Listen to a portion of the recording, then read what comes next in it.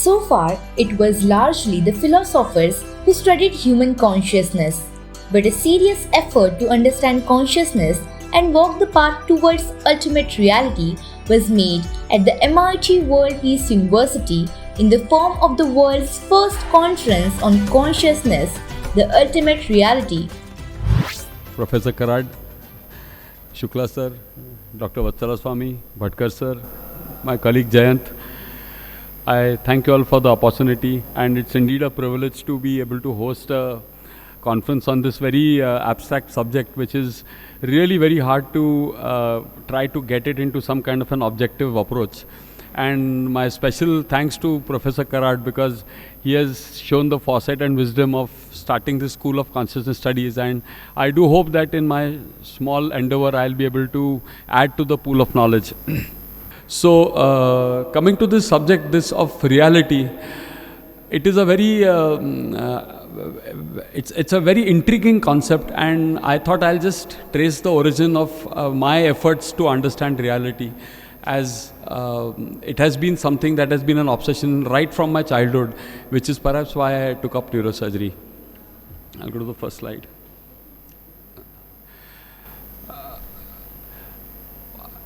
We can begin with trying to understand what is exactly meant by reality.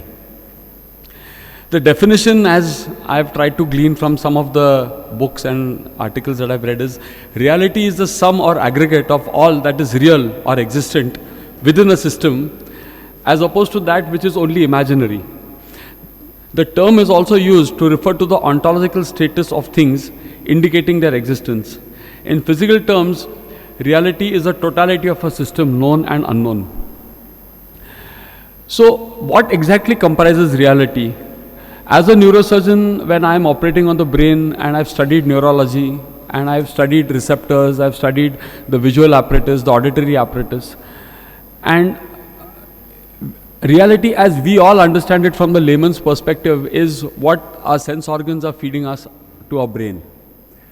So I touch something, I can hear something, I can see something, that constitutes reality for me for all practical purposes.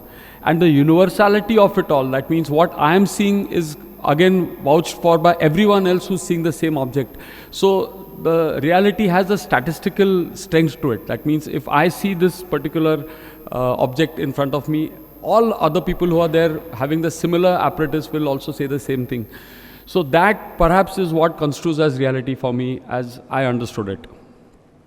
Changing concepts of reality. So coming to the historical origin of how reality has been tried to be understood.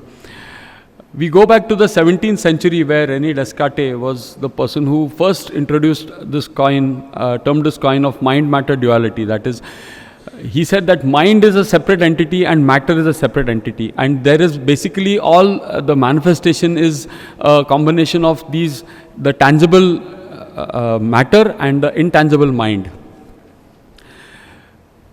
This reality or understanding the physical world, gradually, as Professor Shukla mentioned in his talk, there were when Newton's laws of motions came into existence, the reality was absolutely verifiable. You know, they could say that the eclipse was seen, it could be predicted, and it was there was a great degree of predictability because the Newton's laws of motions were absolutely irrefutable. So I could exactly know after a brief period of time, if I knew the velocity of an object, I would know where this object would be going and what would be the further course of this action.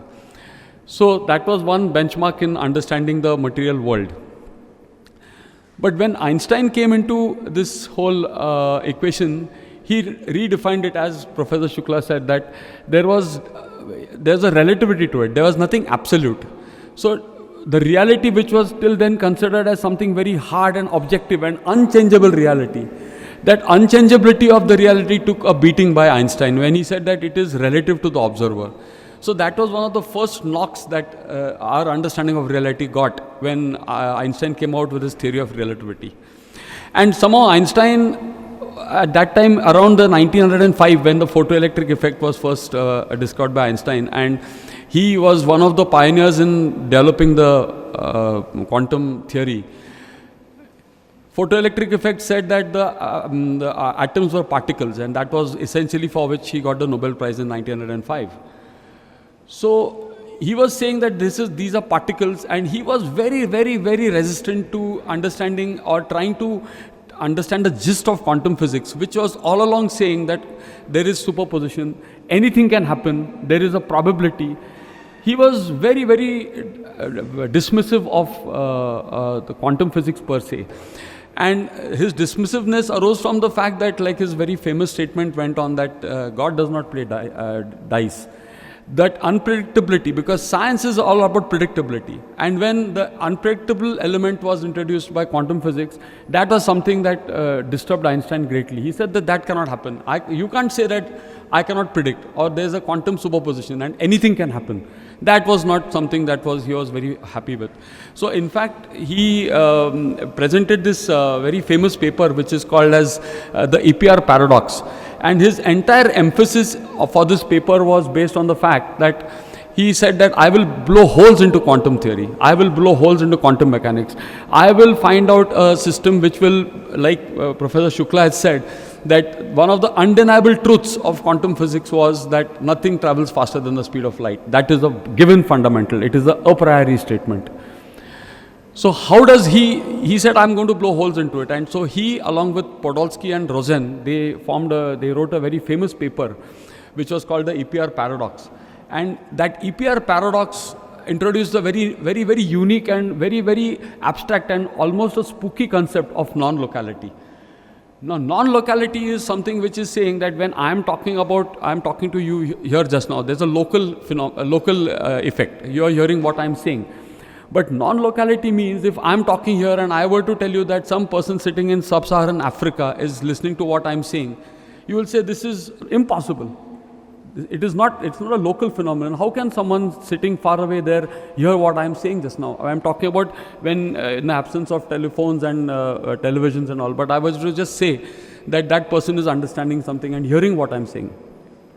But Einstein effectively, by using this phenomenon of entanglement, he proved this fact that the information that is passed between two entangled particles travels faster than the speed of light. That was essentially what he talked about when he spoke of entanglement. And that was something which blew again a big hole into understanding of reality, because then again it said that if reality is something which is local, something which can be understood at a local level, but there is non-locality, that means something that is happening at a spooky action at a distance, then it is absolutely unfathomable for classical physics and even for that matter quantum physics.